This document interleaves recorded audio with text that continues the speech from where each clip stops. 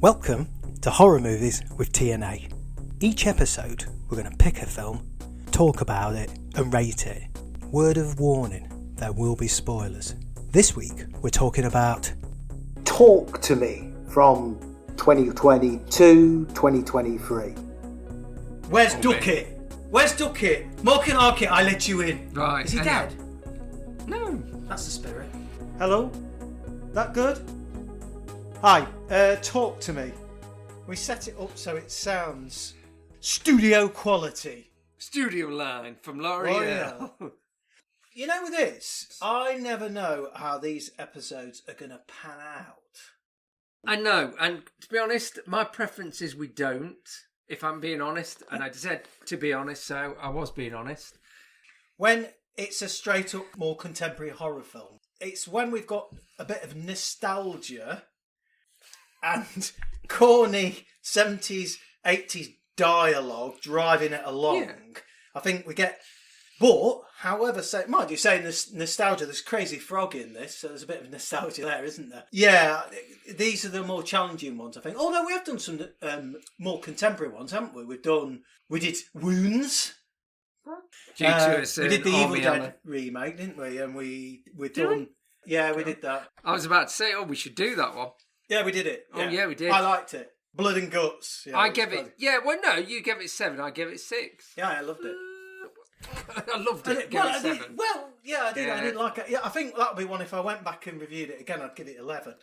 Profound. Right, let's get into this. It's Talk to Me. It's an It's an Australian horror. From 2022. Well, yeah. I thought it was 2023, but maybe it is 2022. Okay, so whenever you search for it, it says 2022, but then when I look on some site, it said the release date was July 23, so I'm not sure when it is, but anyway, it's quite recent. I don't care. First of all, I'll say the tagline for Talk to Me is, if you talk to them, they will answer. Like Field of Dreams, isn't it? Well, if you talk to them, that would be good, because normally when I talk to some folk... They ignore you. Yeah. They ignore the shit out of you. Directed by Danny and Michael Philippou. And they brothers? They're brothers. They started off with a YouTube channel, but I think they also probably learned some of the craft of directing when they worked as part of the crew back in 2014 on The Babadook. Which is quite a good film. And I got confused because I thought one of the ladies, the mother... Miranda Otto, Sue, the mum. Yeah, I thought that was the lady at Babadook. No. It's not, I know it isn't, but I'm an idiot, so, you know. Yes, she was in... she was in What Lies Beneath, which is okay, actually, film. And she was also in a couple of the Lord of the Rings films. Which, I mean... Yeah, no. They are what they are. Yeah, so... I've read a little bit. They did a YouTube thing and one of them nearly got arrested. One of them were driving around as a YouTube stunt in a car full of water that was airtight with a tube, and he nearly got arrested, obviously. Which sounds quite amusing, I guess. Mm. Adjust my levels. This is a first-time effort, which I have to say, it's quite a good first-time effort, isn't it? As a first film, it's pretty good. Yeah. There's some good shots, but there's a lot of shots that are copied and the rest of it, tracking shots and all that. You like to say derivative. Why don't you say that? It's not. I don't think this is. Oh, so it's not derivative. No. I will say one thing about it. It copies shit. I will say one thing. It isn't derivative. But a lot of first-time efforts are the best films they've made as well. Yeah. Yeah. And you may see them never again. In terms of ideas. You will see these fuckers again, because I think they're doing... Can't remember, they're doing some old shit. Talk to me again. Never stop talking to me. I don't think they could do a sequel to this. That would be pointless, but I'm sure they might. Talk to me. The sun always shines on TV. It may not be. Anyway, the cast, we've already mentioned Sue, the mum. Actually, Miranda Otto is very good in this. Yeah. Actually, they're all pretty good in it. We've got Sophie Wilde as Mia. Probably classed her as the lead. Very, very good, actually. Yeah. You've got her friend Jade, played by Alexandra Jensen. You've got Riley, played by Joe Bird. Yeah, he's brilliant. He's amazing. Well, out of all of them, he has to fucking do a lot. Well, yeah. As we get into. Bruised and fucking battered. Daniel, who's the boyfriend of Jade, played by Otis Jandangi. Yeah, that's about it. There's a few other peripheral characters. Hayley's all right. Hayley and the other guy. The other guy with the hand, who bring the hand to the party. Music by Cornel Wilczek. I don't remember the music in this at all, to be quite honest. No, I don't really. Because normally it's either silent or there's like background EDPF music or whatever. Yeah. He's when I read he's done quite a few scores, but yes, I don't remember it particularly standing out. But yeah, that's it. Talk to me. I let you in.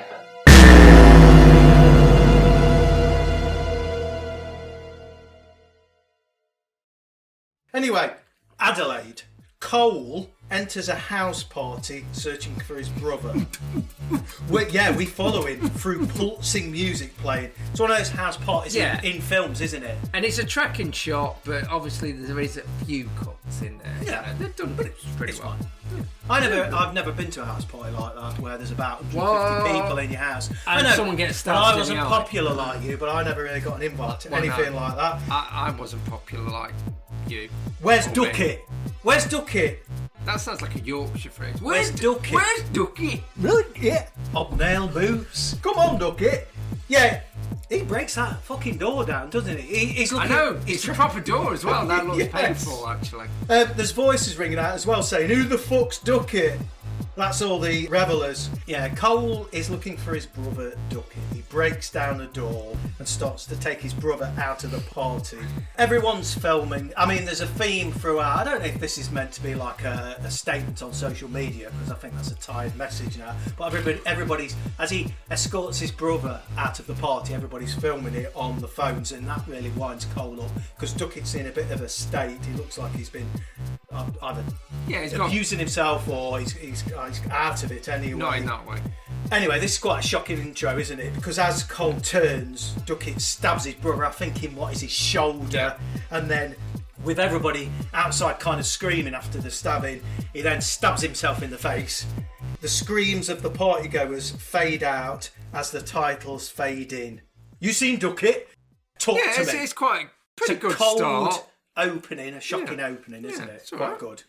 And then, after the credits, straight to Mia, our 17-year-old lead. She's still... Was she 17? Yes, she's meant to be in it. Well. She's still struggling. So let's have a bit of the backstory. She's still struggling to cope with the death of her mum. Few scenes of her coping and her not really getting on with her dad. We get the feeling she was very close with her mum. She had quite a close bond with her mum.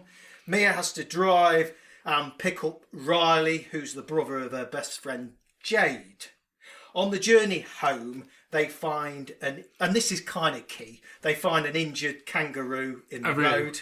Yeah. Yes. And I've written down the CGI, because it obviously, it is obvious, but it's a good CGI. It's not, look at that. If there is any CGI, it's used quite... Yeah, it's really kind of good. There's, it's not, because sometimes you go, oh, geez, just use a fucking animatronic. Some of it's practical, and the practical effects are good, and then there's bits of CGI. Yeah, but I think the room is CGI, but it's good.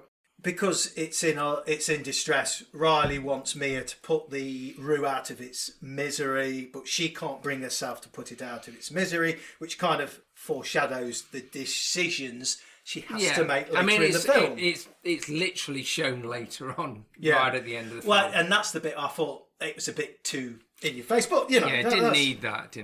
But yeah. And I think the dying kangaroo symbolises her own fate ultimately. Oh, whatever.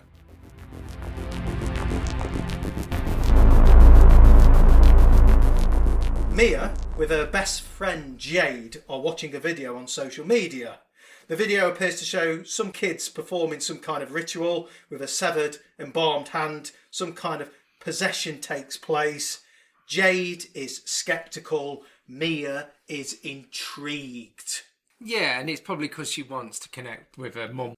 We meet Sue, Jade's mum, played well by Otto. Believable as a mum, I thought. She doesn't mince her words. I think she's probably one of the more entertaining characters in the film, really. Mia, Jade and Riley go to Hayley's. They're going to some kind of house party, aren't they? Another house party, but it's all around this hand. To investigate this ritual. And they start this ritual. And in fact, Mia, kind of to fit in with the group, because it's clear she seems a little bit awkward with some of these people, and some of the people don't quite like Mia, but she volunteers to be the first person, probably partly to try and get in with the crowd, really. So let's talk about the ritual. The ritual bits are the best thing in this film. Yeah. By miles. They are what... When I say by miles, that doesn't degrade the rest of the film. But the rest of the film is quite pedestrian and depressing in a way. It's quite a family conversational. Oh yeah, there's dark bits. It's not a Friday the 13th slasher kind of horror film. It is, but when it's doing those bits, that you're on edge. And there's even one where later on where it is literally they have a montage of what a great time they're having. Yeah, there's a euphoria associated with it, isn't it? And the possessions bit, I think, is what sold the film in the trailers as well, wasn't it? It was kind of showing the possessions. So the steps of the ritual are light the candle to open the door, hold the hand, and it's this ceramic. I mean, a lot of people who've seen the film, they'll know it. It's kind of like allegedly an embalmed severed hand. Yeah, it's meant to be ceramic or whatever around a real severed. What about severed penis? Again, it could be a dildo that it could be grabbing and going, talk to me. The person who's volunteered, when they've held the hand, they mutter, talk to me. And that starts the process because that's when they communicate with a spirit. Once they've communicated with the spirit, they utter, I let you in. And that allows the possession to take place. Yeah. One of the key rules of this, like with Gremlins, not to exceed 90 seconds, and that's really key. Okay. And if you let it exceed 90 seconds, the binding will become more permanent and the spirit will want to stay. And straight away, for some reason, Mia seems to fuck it up. She's not a stickler for the rules. After 90 seconds, you pull the hand away, the candle is blown out, essentially to close the door and cut the connection and stop the binding. So that is the ritual. And the rules keep getting flaunted throughout.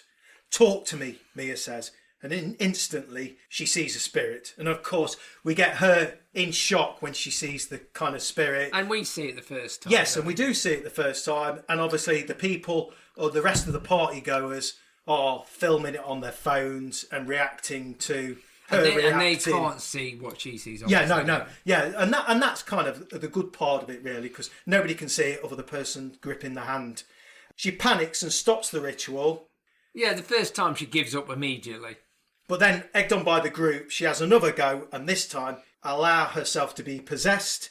Yeah, I've thought the possession scenes are pretty well done, intense. And this is where Sophie Wilde, Mia, acts her socks off really well. Yeah, their eyes are incredibly dilated and it looks really good. Yeah, and she does a really good job of being possessed, you know. Well, and also, not only are the eyes, their face has become kind of like almost weathered and there's like a... But her acting does it, and the bit where she's looking at Riley, she looks directly at him possessed and goes, run! In every possession, the possessed spirit kind of looks around the room and then says something to the other party goers. It's kind of quite unnerving. It's really well done. But again, it's a bit of an omen. What's going to happen next, because she's looking at Riley going, they like you. Yes, the spirits have got their eye on Riley. Yeah, and run. Unfortunately, Riley doesn't take the fucking hint later on. And at that point, with Mia under the possession, they struggle to pull the hand away, and it goes over 90 seconds slightly. Whoever participates seems to experience a massive high from the possession, almost like a rush as well. Yeah. When they manage to disconnect the person from the hand and the candle is blown out, they kind of have this euphoric You don't know whether rush. They remember anything about the possession, which they never say, oh, that was great, and I remember it. They just go, that was great. Yeah, that's a good point, actually, because they never then say to the party goes, you never hear them explaining the spirit they saw, who it might have been. Maybe they do remember, because Daniel does a certain thing that you're probably going to explain, and he feels embarrassed about it and runs off. Because he snogs a dog. Yeah. That bit, I thought was a bit shit. Anyway, after all that night, Mia and Jade's brother Riley talk about how Mia's mum died, and we learn again that she took her own life by overdose, so we get a little bit of information there. Jade's boyfriend, Daniel, wants to have a go at this the following day. They persuade Hayley, who's a bit of a... She's a bit of a dick, isn't she? But anyway, to bring the hand round to Jade's house so they can have another go on it there and Daniel can have a go. Her mum's going to be out, she's going off to work. And actually, that's quite funny because Sue, the mum, is questioning them all individually about, are you having a party? And she tries to catch them out. And at one point, when Daniel rocks up to the house, she says, my daughter's vagina prohibited, which is quite good to stop any funny business taking place. Anyway, she goes off to work. We're at Jade's house now, and they've all come round, Hayley with a hand, and they talk about the hand briefly. This isn't talked about that much, but they claim as a bit of an urban myth that the hand is the severed hand of a psychic, cut off and embalmed. Daniel sits down and starts to do the ritual. Talk to me. And then he's shocked by obviously seeing a spirit. But actually on this one, we don't see the spirit. No. Then he says, no. I let you in. Daniel's possessed. Well, he's possessed and then he falls to the floor where he starts Frenching a bulldog, the pet bulldog. I mean... You say you're not that keen on this. Well, no. Look, I mean, knock yourself out if you like Frenching bulldogs. But the point is, the bit before that was okay because he talks to his current Hayley girlfriend and goes, he hates it when you touch me. And you go, well, okay. So now you're trying to cause a rift between... And then he starts staring at Mia. Yes. Starts staring at Mia and like licking his lips her. In other words, I fancy her more. And you go, okay, so there's a subtext of this ex I thought that was previously okay. likes... Because the background is Mia and Daniel were previously together. Yeah, and we have a little few scenes where there's obviously Jade's a bit insecure about this, and then the spirit has maybe sensed this and he's playing on that. Yeah, I get it. No, didn't. No, because it's a fucking soap opera kind of shit. I mean... Yeah. Anyway, and then he snogs the dog for what seems quite a long time, and obviously they're laughing and that. It's vaguely amusing, but it seemed to go on at least a good I 10 or 20 seconds. I'll be honest, I didn't like Otis Janji having to kiss a bulldog, really. Not. Jade, Mia's best friend, is uncomfortable throughout these rituals. She never takes part. She's sceptical and she wants no part of it. And especially when he falls to the floor and starts kissing the dog, she grabs the hand and blows out the candle to stop the whole thing. So people are upset. But anyway, they all drift back into the room. We have this bit of a collage where everybody starts fucking doing it because they're all on a high. I liked it. Yeah, everybody's kind of... In fact, you've got a bit where Mia is like kind of singing some kind of Edith Piaf French and opera. in the background music is Edith Piaf. Yeah, it's really good. If it was Edith Piaf, I'm not an expert on that. So. But yeah, it's quite good where it shows they're kind of revelers enjoying the night. Everybody's having a go at doing this ritual. However, not everybody, because Riley and his kind of 14-year-old friend who are witnessing all this, obviously they've not been allowed to take part in it. They've just had to, kind of sit and watch everybody else do it throughout.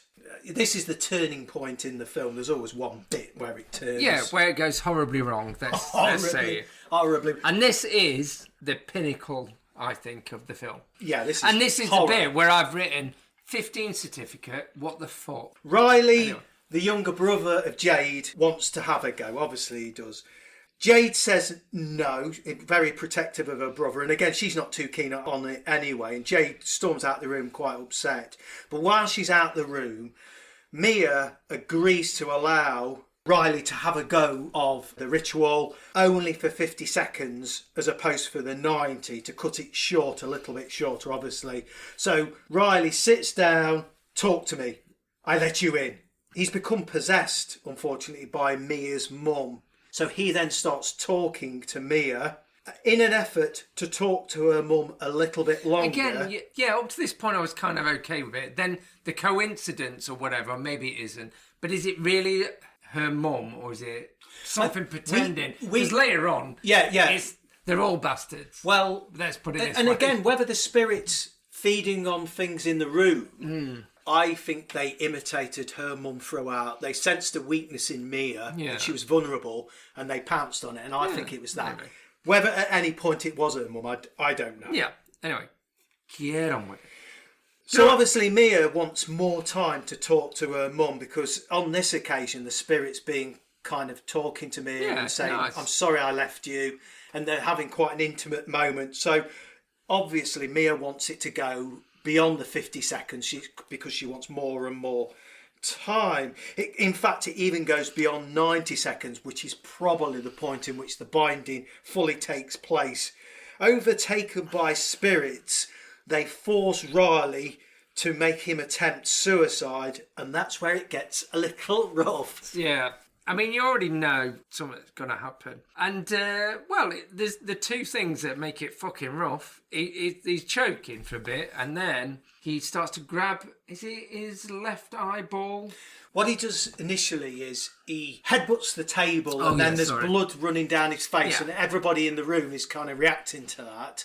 And then Riley tries to gouge one of his own eyeballs out. And you think, you're not going to see much. And then they put a sound effect on, and he's not pulling it out, but he's getting... He's kind of getting his fingers behind it. And that's fucking hell out of everything. Jesus. So next thing, he's still on a chair, he smacks his head, he then tries to pull his eyeball out. They all grab around him and try and wrestle the hand out of his hand. Then he's thrown, he's still on the chair, he's thrown against this wall, smashes the glass at the window, and he's near...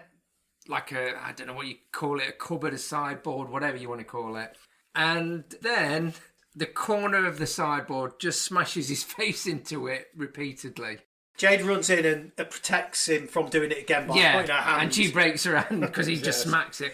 The horriblest bit is, I think, is when he looks up after he's fucked his face up after smashing it and all his teeth are getting his jaws fucked.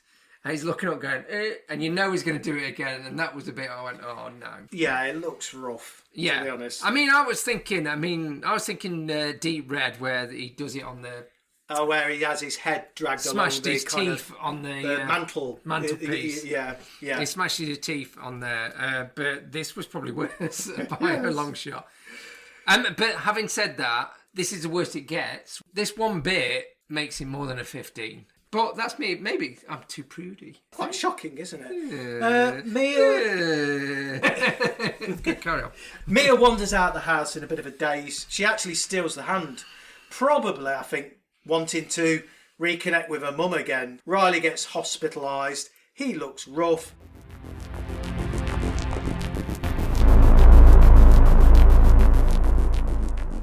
So, here we have bits of... I don't know if it lags a little bit here. Yeah. This is the bit where... No, I know it does. Yeah. Massively. Because you've had that shocking bit. Then we've got scenes of kind of no one's very happy with Mia. And she visits the hospital. It's all very good acting. Oh, yeah. I think you kind of need it. I can't. Yeah. Well, Mia... Yeah. I mean, to make things worse, Mia's starting to be plagued by visions of her mum. Yeah. You glimpse Rhea in a window reflection and she kind of half sees her mum. Yeah, Daniel goes back to Mia. She suggests trying to contact her mum, but Dan says not a fucking chance is he being involved in that again. Daniel ends up staying platonically round Mia's house. In the night, Mia wakes up and sees a spirit sucking on Daniel's feet. But when he wakes up, it's actually Mia sucking on his feet. It's okay, that bit. Yeah. The spirit kind of crawls out of the corner of the room. That's all right. I mean, we've seen it lots of times in films recently. You kind of see a half shape in the corner of the room and then it crawls out. I think it creeped out... It will creep out other people more than me. I just went, I think we've seen that quite a few times, haven't we? Something half seen in the corner of the room that walks out. I mean, look, it does sound like I'm being disappointed. The point is, after that one great scene, it can't compare it, and it just sort of becomes a bit, I thought. That's its peak. Yeah, and I think it should have tried to peak something at the end, but it really doesn't, I don't think. And that doesn't mean that I think it's a crap film, by the way. Good to have one great bit. Anyway, carry on. Anyway, Mia's desperate, and in desperation, she grabs the hand. She meets her mum, doesn't she? I think this is where she makes the mistake. But she kind of was already having those dreams before. Yes, or because those premonitions before. Because it's suggested in the film that on the previous occasion she went over the 90 seconds, so she let the spirits in. But I think she really properly fucked up with this one. She did it without thinking. She was scared. She didn't think about the consequences. Well, no, she was scared because no, tell me no. But she even says later on, "Oh, we should blow out the candle and all that." And he goes, "Hang on a fucking second, you just did not do that, you bastard." I get that though, because she's desperate. She's been abandoned by everybody. But she's saying it to to sort out Riley later on. Do what you do, but not as you say. Oh, God, I mean, say what you do, but not as you see it. There doesn't have to be logic, full stop. Talk to me, she says. She manages to talk to her mum and tries to talk to her about the truth behind her suicide. Her mum says Riley needs help. And I think Mia leaves the connection open, as we've already said. She just goes to bed with her and mum, she starts to lose her shit at this point, her marbles, more than she had done before.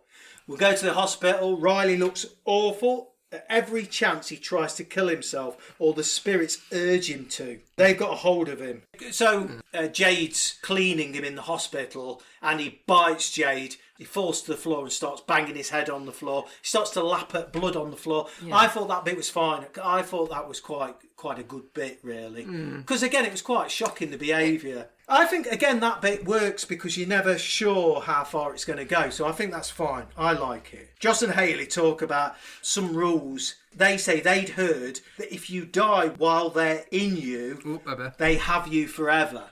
So this whole thing about Riley still being possessed by the spirits, if he was to die, he would be tormented forever. They go, at this point, the group of kids go and see Cole, who's the guy from the beginning. Obviously with Ducket. Where's Ducket? Where's fucking Ducket? To see if he knows how to help them and stop the torment of Riley. I mean, he gives them some help, but not much really. Mia suggests that they redo Riley's ritual, but this time they want to blow out the candle to close the door or finish the ritual properly. And this it's all about. It doesn't make any sense because Mia's not done it. But go on. Again, there's bits of this that reminded me of It Follows as well, when they come up with some fucking.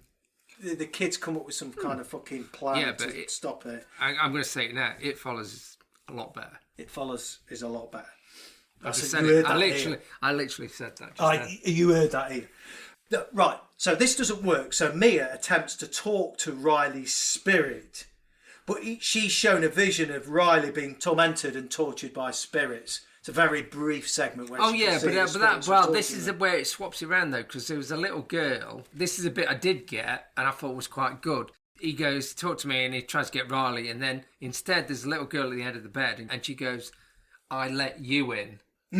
So it's the opposite. So in other words, she goes into, I'll show you where he is. But again, I did think, well, what you gonna do about that then? It doesn't conclude what happens to Riley by the end of the film either. So he's still fucked, I think. I don't think Mia helps or hinders him at all. Cole does say the longer it goes on, the less the grip the spirits have. So you just Haley assume says he just keeps getting twatted no matter what. Well, but a period of time, you just assume that the spirits lose a grip on Riley and he recovers. Yeah, but that girl that Mia sees goes, they're never going to let him go. Yeah, but that girl might be dead and she might just be suffering eternal torment. She literally is. Yeah, well, you fucking, Right. Back at home, the spirits start to fill Mia's head with lies about her dad, and she hallucinates she's being attacked by Max, her dad, and she inadvertently stabs him in the neck with a pair of scissors. Yeah, well, this is, again... She's kind of constantly being egged on by the spirit of her mum, Rhea. Yeah. But I think, again, it's somebody imitating her mum. But she says, that's not your dad, really, so starts getting strangled, but you don't ever see who that is. And then her dad breaks in and goes... What's going off here? Oh, I've been stabbed. Yeah, because then he tries to grab... So who was stabbed? Who was... She was just hallucinating spirit... strangling herself. She was hallucinating her dad strangling her. Oh, okay. He went in and saw her struggling on the floor and then obviously picked up the scissors to stab the hallucination and inadvertently stabbed her dad. I really feel Mia got a raw deal in this film. I don't, because she seems a bit stupid a lot of the time. Mia tricks Jade into leaving Riley's bedside. Mia throws Riley in a wheelchair and kidnaps him. Yeah, so anyway, Mia tricks Jade into... Oh, we've already done this. Is her dad getting stabbed? We've done that as well. Mia tricks Jade into leaving Riley's bedside, along with her mum as well, Sue. Why is mine loads louder than yours, and even that you're shouting? Oh, when has it ever been of decent quality? You fucking idiot. Listen, actually, initially, with her head full of spirits and shit, she tries to stab Riley, but she can't. Again, harking back to the kangaroo at the beginning, I suppose, a little bit. And you see it reflected in the glass. She looks in the Yes. glass, and there's a kangaroo. And again, it's about... Again, like you said, we get it. We can remember stuff from about an hour ago, fucking... But actually, this is the one bit where I did question the logic of the film, because it suggested she was going to stab Riley to put him out of his misery. Yeah. We've already been told if Riley dies, the spirits will have him forever, so it's contradictory. So I didn't get that. I didn't get it. But then again... I didn't get it. Well, no, and also... But you could look at it the other way, that she then decided, well, I'm going to put myself out of my own misery. Oh. But why then fucking cart Riley there? Again, other than for a suspenseful bit to say, oh, is she going to kill Riley or is she not? The logic's all over the place. Again, it's a horror film. If you're willing to overlook these things, they will make no difference. No, Just enjoy it for pure cinematic mush.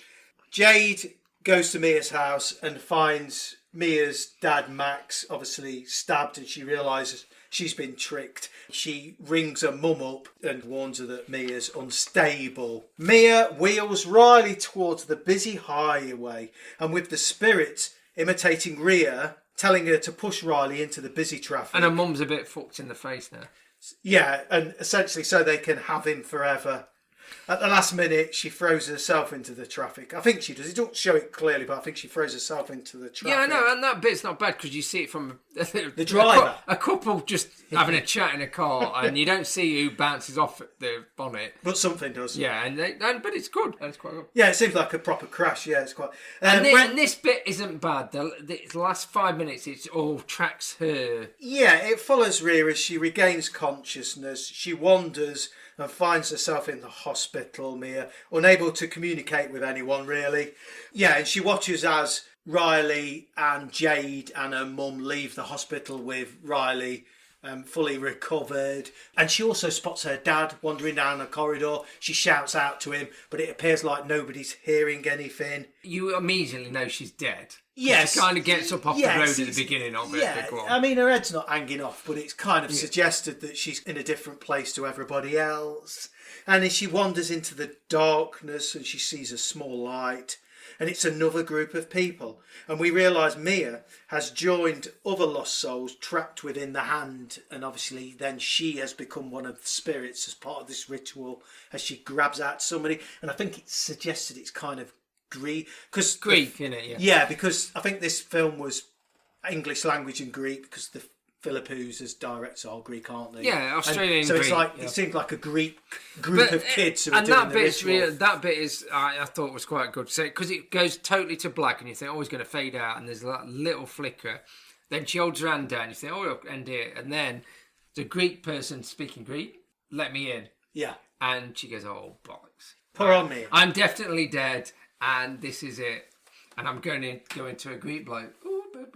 For all eternity, that's it, isn't it? Pour on me. Yeah, a good ending, actually. It's a good melancholy kind of ending. And I wasn't... and we could have guessed it was going to go there, but you weren't sure. Talk to me. I let you in.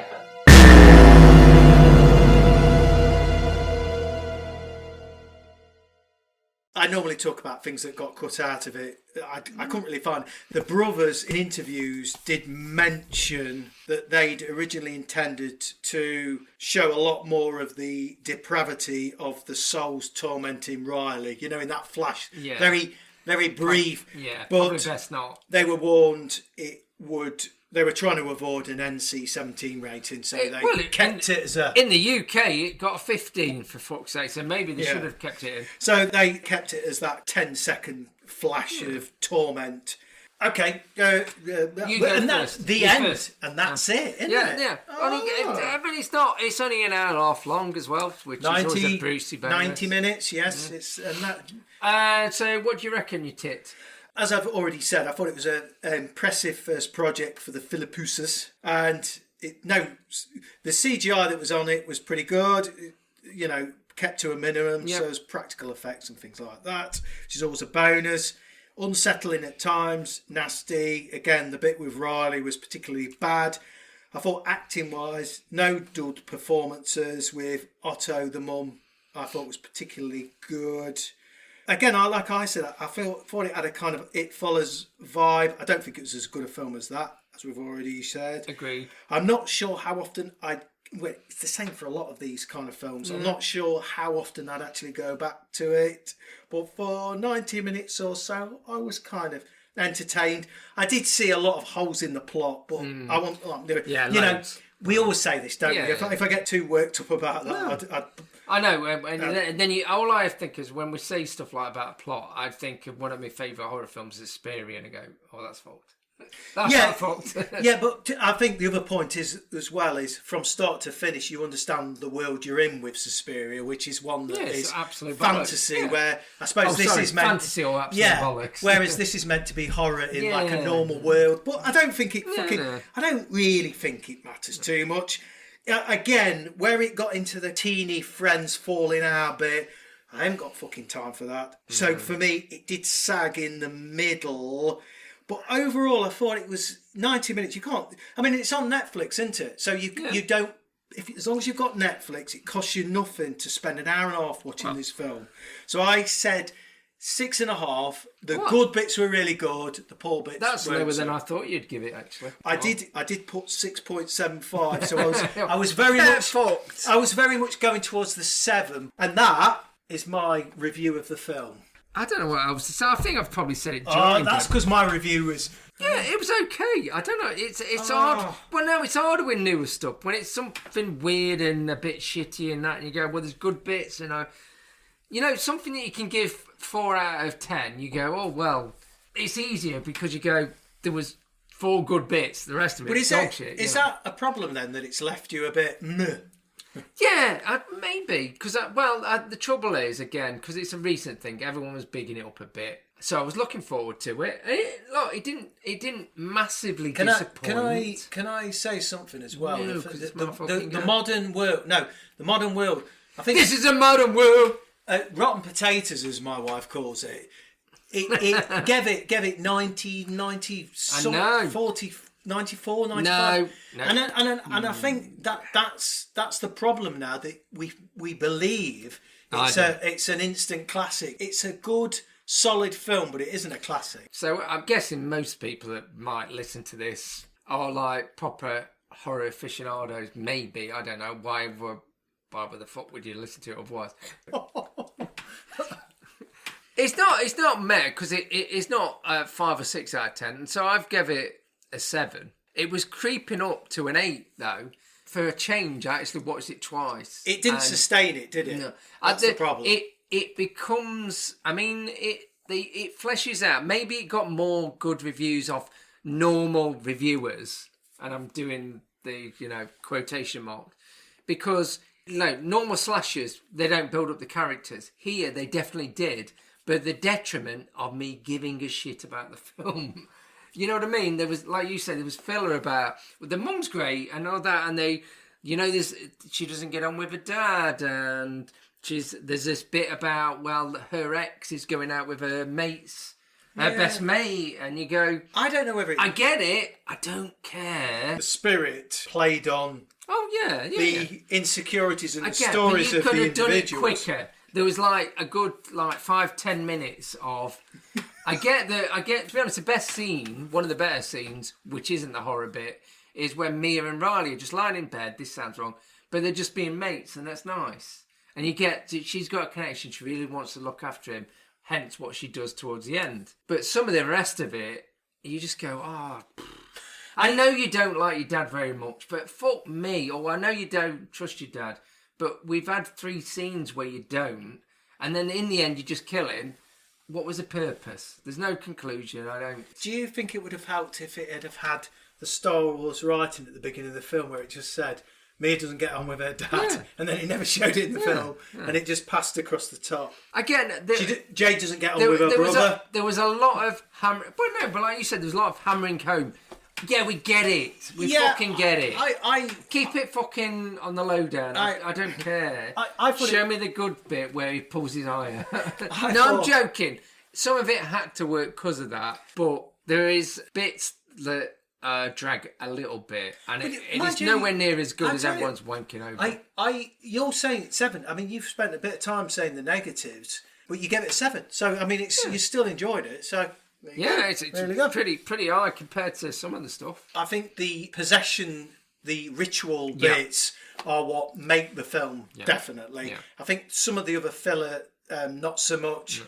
In terms of repeated enjoyment, I've watched it twice. I'm done. And the one we both we didn't compare it, but recent kind of films in terms of It Follows. I would watch It Follows again, even though there's bits in that I go. The feel of It Follows is better. The kind of no matter what you do, it's walking towards you. You can run as fast as you can, but it's walking towards you anyway. So it takes that to the extreme, and other people can't see it. There's nothing you can do about it. Yeah, nothing you do about it. And it's got a big tall bloke who's cock and balls out. Yeah, I mean, on a roof. I mean, I've done that, and no one moans. That is it. I mean, I don't know how we got into Follows. The end. Yeah, well, we're just saying we really enjoyed It Follows, and Talk to Me is still a good film. Check it out. Yes. But if you haven't seen it, and they're doing a sequel to It Follows, which I hope doesn't ruin it. Ruin it. I hope it doesn't ruin it. It might do then. But it's nothing to do with this film. I just got a vibe from it. It Follows. Yeah. Check it out. Great film. Yeah. So anyway, and this is not bad. TNA Gold. Goodbye from TNA. See ya.